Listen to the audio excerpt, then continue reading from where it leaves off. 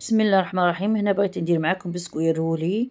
هنا راني نطلع في البيض مع 4 حبات بيض مع 5 مغارف سكر ولافاني وقرصة ملح. انا نطلعو فيهم بالباتور حتى يولو موس، يطلع مغاية حتى يولي لك موس، وتولي لك الخليط يولي لك حتى خليط ابيض.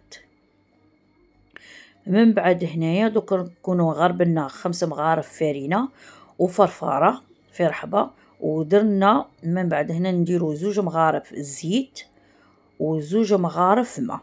2 مغارف زيت والماء هما اللي يعطيهم الطراوة والهش تاعهم. هنايا الفارينة درناها نقعدو نطلعو فيها من فوق لتحت باش ندخلو الفارينة غاية، بعد نضيفو لها هنا الزيت والماء ونخلطو غاية. من بعد نحطوها في صينية كبيرة ونبسطوها نبسطوها بالمغرف هكا كيما راكم تشوفوا في الصورة حتى كي. ومن بعد نديرو الكيوردون ونخبطوها شويه كي ولا وندخلوها في الفوغ. من بعد هنايا هاي من بعد اللي طابت خرجتها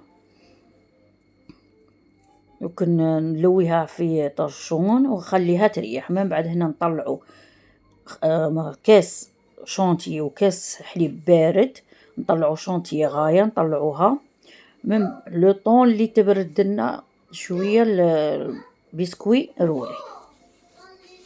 هنا رانا نطلعو فيها غاية تطلع حتى اللي تتماسك وتولي مليحة. من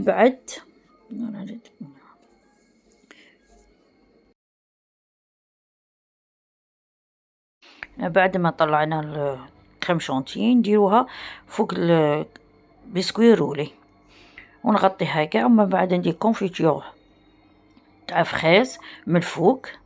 من بعد نروليها ببابي سيفيريزي وبالطرشونه، ومن بعد ندخلهم في الفريجيدر نخليهم يبردوا ساعه ساعتين هكا على حسب الوقت. ومن بعد هنا نجبدوها ونطلي بها. هنا ندير الكريم شونتي من الفوق ونوزعها كاع على الكريم شونتي، ومن بعد هادي نرمضها في الكاوكاو ايفيلي، ومن بعد نزينها بالكريم شونتي بالشوكولا. وفي الاخير هاي لا وجدت معانا، وشكرا لكم وشهية طيبة.